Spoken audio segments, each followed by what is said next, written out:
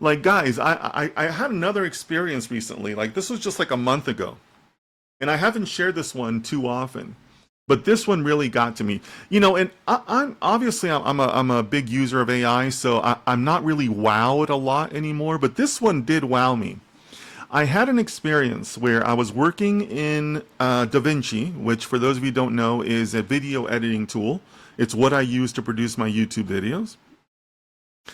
And I was working on a YouTube video, and I noticed the font on my video looked kind of funny, looked kind of dithered, looked kind of trashy, right?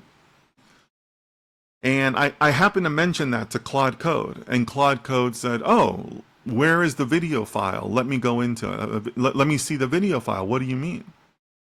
So I gave the local path to the video file, just the path, right?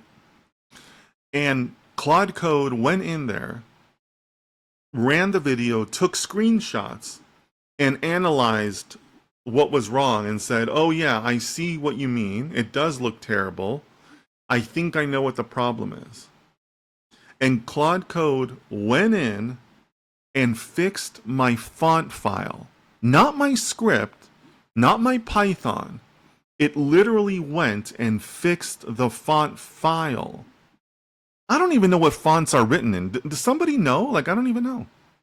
But Claude Code knew, oh yeah, that's an error in your font. Let me go fix it. It fixed the font file, came back and said, okay, go ahead and rerun your video, regenerate the video in DaVinci, right? I reran my video and the problem was fixed. Like, that's amazing, guys. It fixed my font file. Not a script I've written, not a prompt. And I didn't even prompt it. I didn't have to tell it what the error was. It knew what the error was and where to fix it in the font file. And you're worried about debugging?